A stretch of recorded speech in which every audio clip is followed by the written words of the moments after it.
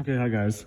I'm making this video for anyone who needs a quick fix, or maybe you don't have the extra $100 to fix the actuators, flat things that are making your, passenger side cold. In my situation, I have this, I think it's an automatic thermostat. Yikes, if I can get the lighting on using a headlight and in my garage. Light is not that great, I'm sorry. I don't make YouTube videos, but I've made this video a couple times actually. Now I keep messing up, and I'm trying to make one constant video. Hopefully I don't mess up this time. Anyways, you're getting warm air on your driver's side, and you're getting cold air on your passenger side. Now, if you're in my situation, I'm traveling tomorrow and I'm picking someone up and coming straight back. Let's see how that goes for me. Hopefully they can help me drive for a bit, so I can nap at least. Anyways, I don't have the time to wait on AutoZone to do a special order, or maybe you don't have the $100, because I found out these are actually $100, and I'll tell you what I'm talking about exactly further in. So, again, symptoms: warm air when you turn it warm on driver's side, cold air on passenger side. This is a temp fix. I mean, this is something that you can undo during the summer. But if you need a video on how to take this off, I mean, go find one. I'm pretty sure that it's easier to find something like that. I took the glove box off of my Jeep. This is a 2000 Jeep Grand Cherokee limited all-time four-wheel drive, the quadra-track. Don't think that matters too much, maybe. Who knows? If it did, again, like I said, I'm not a tech on any of this. This is just something, I've watched a couple of videos, I've read a couple different forums, but I'm more of a video guy, so hopefully this helps someone who's just a visual learning. Save a quick buck. I mean, it's $100, like I said. Not only do I not have the time tomorrow, because I'm leaving tomorrow, I don't have $100 necessarily, maybe for like another 2 weeks, but regardless, on a 11-hour trip to where I'm going, Arizona, on the way back it's going to be freezing again. I don't want my passengers to be uncomfortable, and if it gets too hot I can just turn it off. Anyways, remove the glove box. This is your actuator motor. If I'm wrong about certain things, or maybe some things are called something a little more different, again, I don't make YouTube videos. I don't do this professionally. This is something I did. If you choose to do this, that's on your own terms. Not recommended, I guess. I want to say that so that no one comes at me saying, oh, well, this guy told me to do this. Whatever the case. Don't do this if you don't feel comfortable. It's whatever. If you do want to save $1 and you got the time, I disconnected the motor, took this off. There's little, I don't know what color that is, bronze-ish, I don't know, screws. Oh, that fell right off, that are there. There's two. There's one here. It's aligned differently, more upwards, as you can tell, but it might fall, might not. One there and one here. I took those off. Again, this is the color that they were. And this comes straight out. I just pull it straight forward towards you. It comes straight out. Now, you're seeing everything done as I already did it. I didn't want to make a video or even say anything about this really until I realized how deceiving this could be and how much this could really help a lot of people. There's a little pin slash, yeah, it's like a pin, I guess. Like I said, terminology wise, I don't do this every day. First YouTube video I'll probably post in years. This usually flapped closed. I say flap because there's flaps on the backside that I'm going to show you in a second. This went straight down, turned clockwise, and it would just fall. If you're turning this counterclockwise and it's just coming right back, then from what I've heard and seen, your actuators are bad. And when you hear actuators, it does not sound like anything that you really see here. That's why I say flaps. Yeah, I don't know. But don't judge me, this is the first video. Anyways, there's flap here. If your little knob here that's connected to that goes towards your motor is just coming right down, you know, and it's just opening and it closes and you turn it over and it just comes down by itself, then you know it's bad. And more than likely, like in my situation, so is the one in the back. I'm thinking this is maybe towards the driver's side, and the back one behind this little wall. Trying to get this out of the way. Behind this little wall here. Let me use something else. Behind this little wall here is the passenger side, and that one for sure was not opening.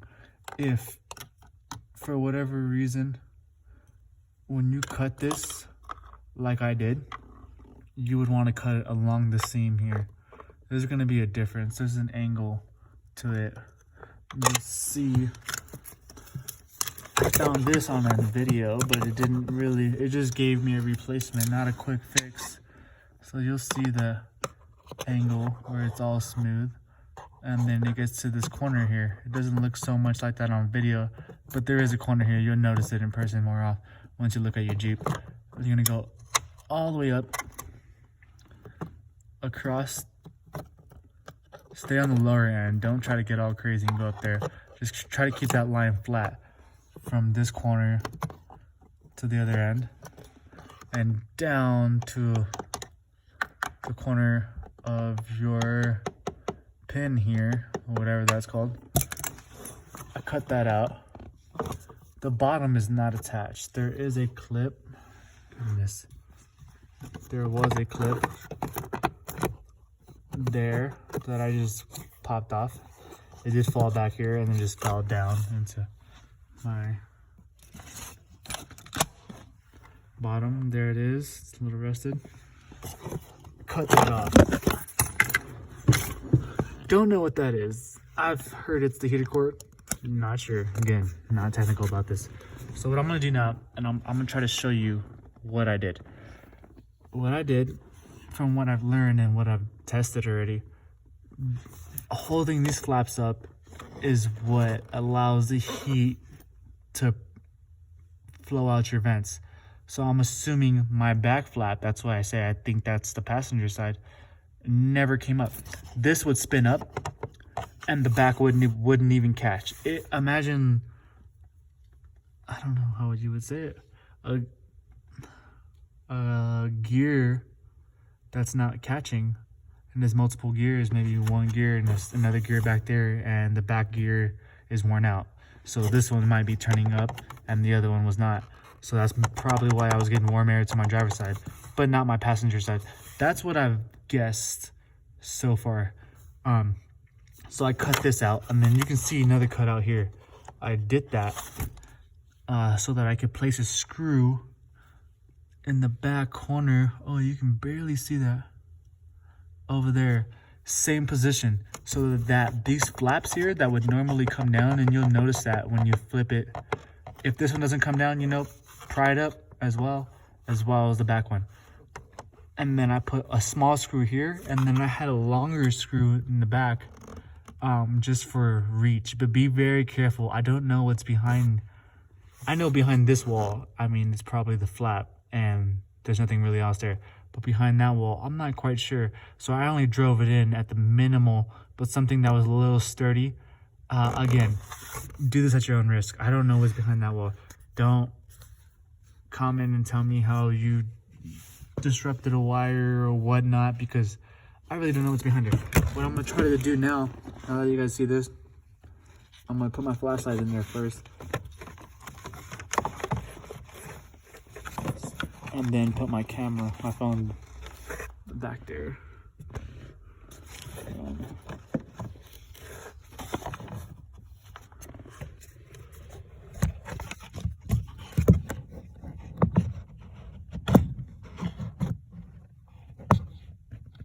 Oh, barely.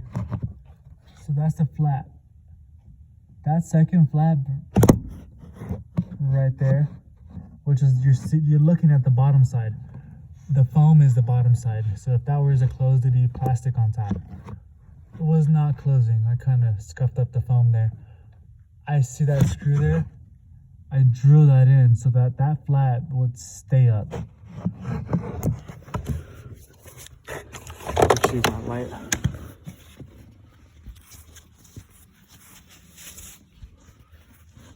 Again, once I put those two screws in, you know, now I have more time. I can wait in a month if I really wanted to, because it's gonna be cold here quite a bit. And if you're like me and it's gonna be cold for a while, then you know you got more time before you have to cough up with $100 to fix all that and to do all that. Not only did I put a temporary fix, it's not permanent. I didn't glue or anything like that. So the moment I want to take that all off, I can just unscrew, and then replace all this. This hole, I say, I'm gonna glue it with the glue gun shut. You know, maybe you can use a thermal paste, not a thermal paste, like plastic weld or whatnot if you want to. But since I am gonna open this up in a month or so to fix it properly, I'm gonna go ahead and just put a glue gun to that, because the air will be blowing through here. If you do not seal this back up properly, you know, you're gonna be losing pressure, and you don't want that air to be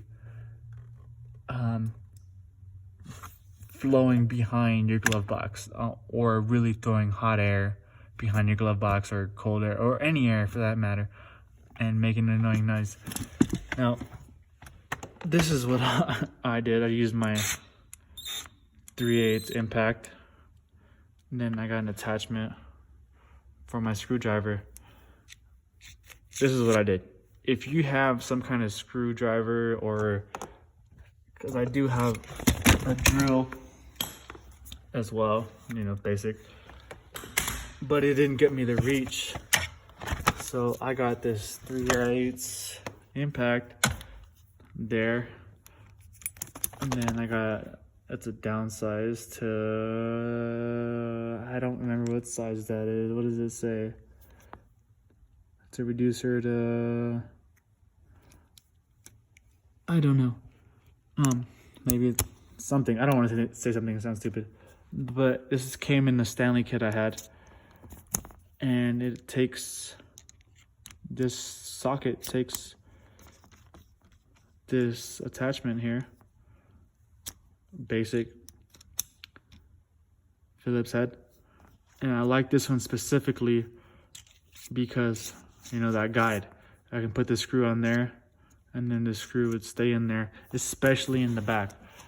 I mean, I used the impact, so I was super careful about driving it too far. I did cut a piece of this out about 1 inch so that I can get further into that corner right below the flap here, but in the back that you can't really see, and really hold it into place. Now again, I have a long screw back here for reach, and I have all this set up. You could probably get away with doing it by hand. I don't know how hard that'd be, so that you can get your hand in there and reach further. But I did use a long screw in the back. It was about like 1.5 inches or so. And then I used a really stubby one in the front, which was no more than 1/4 inch, just to make sure this stays up. I think this one actually stays up by itself, because like, I want to say, like, if you were to imagine like a spindle, and these flaps, this one and that one, had gears on them that held them in place. When you were to rotate the spindle per se upwards, this gear has a fresh gear and it's staying in there, and it actually goes up and down, but the back one is worn out. I say that because, I don't know, that's the best way I can describe it. But just to make sure that all is well and it all stays hot, because I'm not going to be turning the AC on anytime soon, I went ahead and did that. And this is, again, a temp fix. I can remove those screws, and these flaps can close in the summer. You know, if I open this back up again, and after I glue gun this, you know, it'd probably be pretty easy to remove that glue gun. but it makes for a tight air fit. So let's just pretend to close that up. After you screw it all as well, I'm gonna put that clip on first. I'm working a little backwards. Then I'm gonna glue it around. Then I would mount that back on and connect it back in place. After that, your basic glove box, throw that back in, and you should be $100 richer in your pocket. Hopefully this helps. Again, this is not everyone's circumstances, but for that person trying to save a buck, or you don't have the time to wait on AutoZone to deliver your parts for whatever reason, or it's coming in 2 weeks but you can't wait that long, whatever it is, hope this video helps. And yeah, again, I don't make YouTube videos, so bear with me.